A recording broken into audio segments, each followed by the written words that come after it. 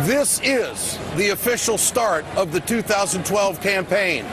If their message is heard by some candidate, this just might be the movement that starts a major change in this country. Get your cell phones out. I want to know what you think. Tonight's question, do you support the Occupy Wall Street protests? Joining me right now is Justin Elliott, reporter for Salon.com, and Laura Flanders, host of Free Speech TV. Great to have both of you with us tonight. Justin, the definition of this protest is starting to really take shape. You're reporting to America tonight. What would you say about it? Look, I think there's a debate going on here. I mean, we saw with the unions today. One of the most popular chants was, how do we end the deficit, end the wars, tax the rich? But I think there's another strain here that is not ready to define goals yet. They want this thing to grow just around sort of generalized anger at Wall Street. So I think it's still sort of being determined. Laura, when you take a look at this crowd, how it started, how it's gained, and how it has grown nationally, the inequity in the economy seems to be what has really spearheaded all of this.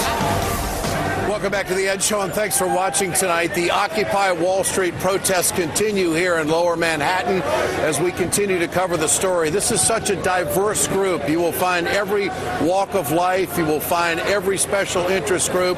But there is an underlying theme throughout all of this. It is the economic injustice that has taken place in this country, which I think has been the big motivating factor to bring all of these people here. They're not all fans of Ed Schultz. They're not all fans of The Ed Show, but that's all part of the territory. The fact of the matter is, the big unknown about all of this is, what does this mean and where will it go politically? How long will it last? But there is unquestionably new credibility to this protest because organized labor is now on in full force.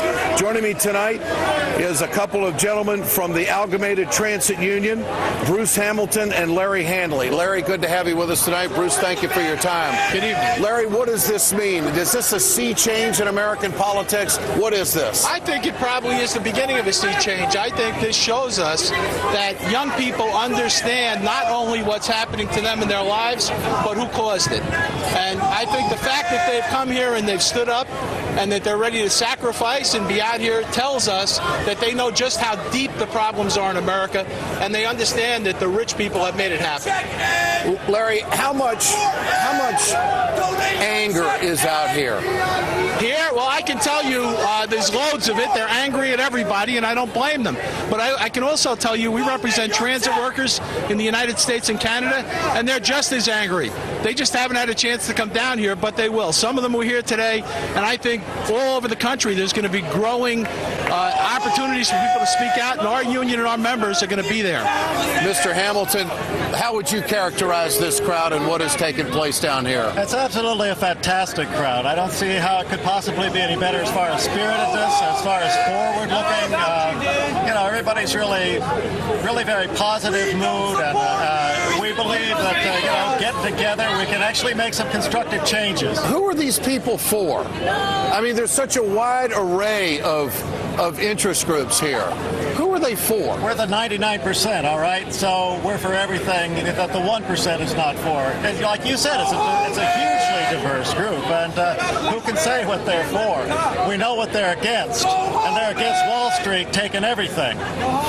What is union involvement going to do for this? Union involvement is, some people are saying that the unions are now, have come into the fight.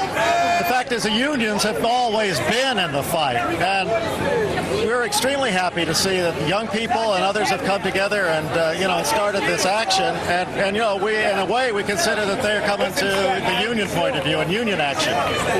You think it is about, that is the core thing, the unemployment and the frustration? It certainly is a huge part of it, yes. And the reason for concentrating on Wall Street, obviously, is that the richest 1% are taking an increasingly large percentage of the wealth that's created by working people. And I want to add that, these are young people who can't get jobs. Our members are suffering all over the country because the jobs they have are being stripped away. Their wages are being cut. Their pensions have been taken away. Our members are struggling every day and working hard. And these are their children. These are our children who are out here saying America must change. America must take care of its people. Well, I have to admit, I'm not proud of all of them.